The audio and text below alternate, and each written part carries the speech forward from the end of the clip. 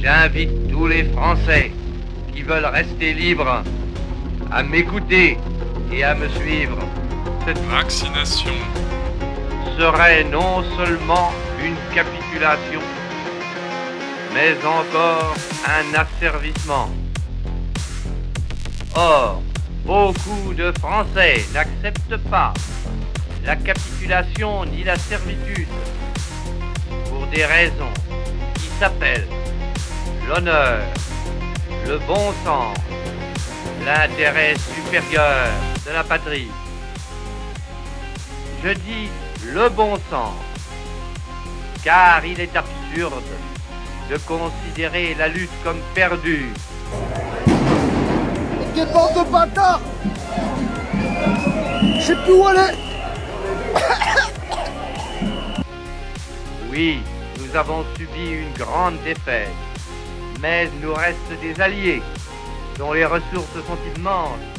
Mais il est fini le temps de la paix, il est fini le temps de la concorde. On veut aujourd'hui dresser les uns contre les autres, il n'y aura qu'un seul vainqueur, le plus fort. Je dis l'intérêt supérieur de la patrie, car cette guerre est une guerre mondiale. Si les forces de la liberté triomphent finalement de celles de la servitude, To everybody that's lying on the beach, please remember, you are in breach of the public health order if you are not wearing your mask. quel serait le destin d'une France qui se serait soumise à l'ennemi? Partout, nous aurons la même démarche.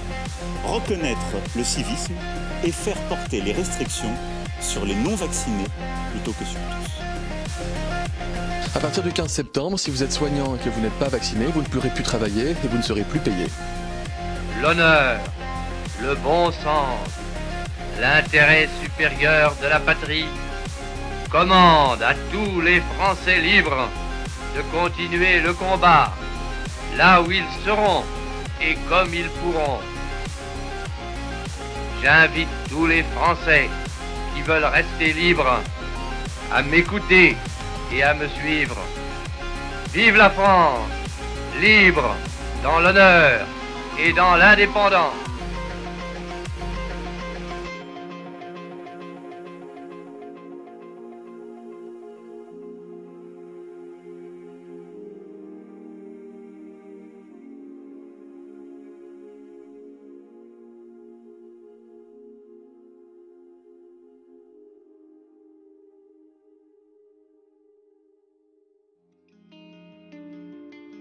Salut à tous, vous êtes sur Liberty Records. J'espère que cette introduction vous a donné envie de vous prendre en main pour changer les choses. Peu importe notre statut, peu importe notre situation, chacun de nous peut agir à son niveau pour construire le monde qu'il désire.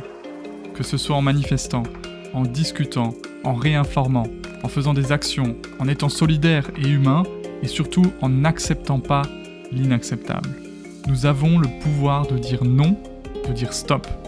Je suis souvent surpris par la facilité avec laquelle nous acceptons les dérives et avec laquelle nous nous conformons avant même d'y être réellement contraints. Je suis aussi surpris par notre passivité, car nous avons tous le pouvoir d'agir. Oui, c'est parfois difficile, c'est parfois inconfortable, mais nous avons le pouvoir. Alexandre Duclos le dit bien. Espèce de mur de dire il y a une échelle à laquelle on ne peut pas agir. Nous les gens, on ne peut pas agir. Il y a des pouvoirs sur lesquels on n'a pas de portée, on n'a pas de prise. En fait, on a de la prise que sur le local. Et c'est très étonnant parce que si toutes les prises locales sont prises, il n'y a plus de global. Ça saute. Alors aujourd'hui, dans Liberty News, on poursuit les news sur la folie sanitaire. On va revenir sur la vaccination forcée et le pass sanitaire, que l'on peut appeler contrôle permanent, que beaucoup d'entre vous ont subi suite aux pressions sociales, au chantage du gouvernement, etc. Alors pour démarrer, j'aimerais clarifier ma position sur les vaccins pour que vous compreniez de quel point de vue modéré je parle. Alors je ne suis absolument pas anti-vaccin ni contre les vaccins, je suis pour les vaccins et les médicaments qui sont approuvés et éprouvés en général. Par contre, je suis absolument contre la précipitation et la gestion autoritaire pour ces nouveaux vaccins ARN messagers. ils ont été injectés en large population très rapidement suite à une panique médiatique organisée contre tout principe de précaution, alors que leur période d'évaluation finira pour la plupart en 2022 ou 2023. C'est absolument faux, la phase 3 est terminée depuis des mois, elle est validée, 3 milliards d'injections ont été validées sur la planète Terre, les choses se déroulent au mieux, vous pouvez y aller, il n'y a aucune inquiétude. Pour beaucoup, ils ont été injectés chez les patients sans un libre consentement, puisque c'était sous la pression, sous les injonctions et sous la contrainte. Et sans consentement éclairé, car beaucoup n'ont pas été informés des risques potentiels qui sont valables pour toute nouvelle technologie médicamenteuse. J'espère vraiment que ce all-in vaccinal sur les enfants et les jeunes personnes saines peu à risque ne se retournera pas davantage contre nous et que j'ai simplement une prudence qui est exagérée. Par ailleurs, je suis absolument contre la façon de faire. Je suis dégoûté par la méthode autoritaire employée qui utilise la propagande, la menace, la contrainte, qui impose mais refuse les responsabilités en cas de problème, en cas d'effet secondaire. Pour finir, je suis pour la vie privée et la liberté individuelle, et contre la dictature de la majorité, contre la discrimination des minorités et contre la politique du bouc émissaire anti-vax. Je crois que les politiques n'ont pas suffisamment évalué les risques, les bénéfices et les coûts de la politique autoritaire qu'ils ont instaurée, et que nous avons payé et que nous paierons socialement et humainement pendant longtemps ces conséquences. Maintenant que c'est clair, on verra si YouTube me censure encore. Allez, c'est parti avec les titres.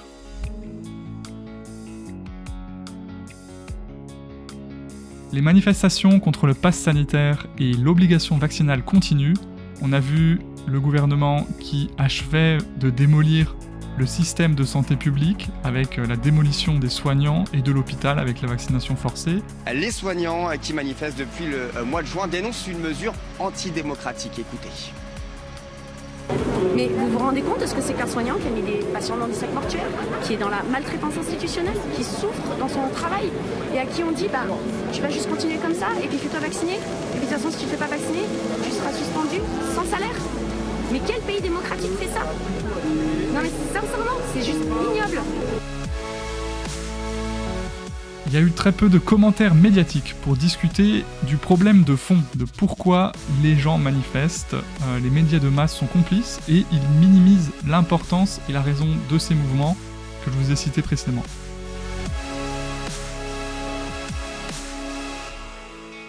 Si je vous dis dictature qui ne laisse pas sortir ses citoyens non vaccinés, vous me répondrez Corée du Nord. Perdu. Fallait répondre Australie. Les citoyens ne peuvent pas quitter le territoire s'ils ne sont pas vaccinés. Et cet été, le gouvernement australien a rejeté énormément de demandes pour quitter le territoire.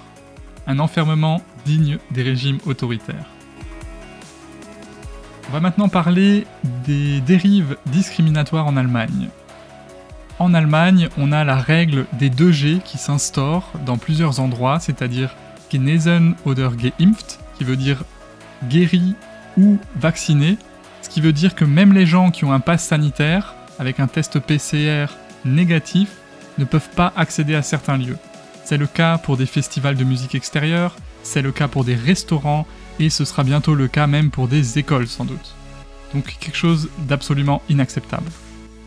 En Allemagne, une autre discrimination encore plus scandaleuse, les non-vaccinés, donc qui payent et cotisent à l'assurance maladie, lorsqu'ils seront en arrêt, si jamais ils sont mis en quarantaine, ils ne toucheront pas leur arrêt maladie. Ils ne toucheront pas d'argent, ils ne seront pas payés.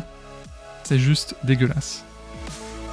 On passe maintenant au faites ce que je dis, pas ce que je fais. Alors pour rappel, la vaccination, les gouvernements votent des lois qui ne s'appliquent pas. On se souvient en France des lois sur le confinement, non respectées par les membres du gouvernement et des médias, qui dînaient dans des dîners clandestins. On se souvient aussi de l'Assemblée nationale qui votait le pass sanitaire mais ne se l'applique pas à elle-même. On se souvient aussi des médias et des politiques qui prenaient le port du masque, mais n'en portaient pas en privé, mais par contre faisaient toujours bien attention à le mettre dans leur campagne de propagande médiatique.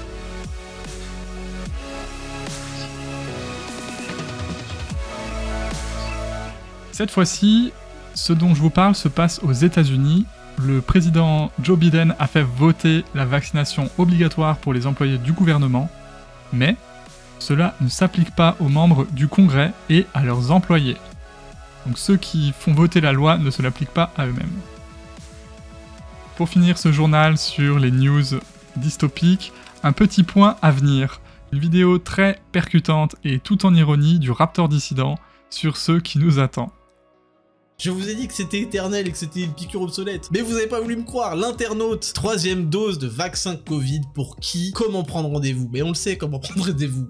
À la 3e dose, Harry, on le sait, c'est vite ma dose. On se fait vite ma dosette, on a compris. La 3e dose généralisée arrive à grands pas. Vous avez cru retrouver la vie d'avant et c'est un non. Et d'ailleurs, c'est déjà le cas aux États-Unis. En Israël, eux, c'est le phare de l'humanité, ils ont 6 mois d'avance, c'est comme lire les spoilers. On pourrait observer leurs réussites, leurs erreurs, tirer les leçons. Mais non, nous, on fait pareil.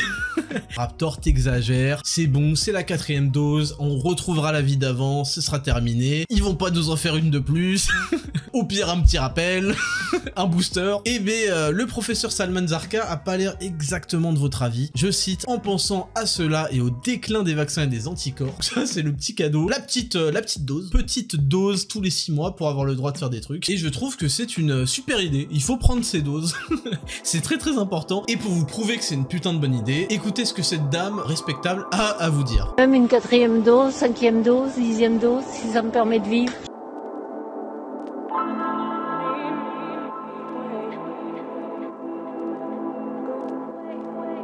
C'était Liberty News. N'hésitez pas à vous abonner à la chaîne, gardez le combat et je vous dis à la prochaine. Ciao.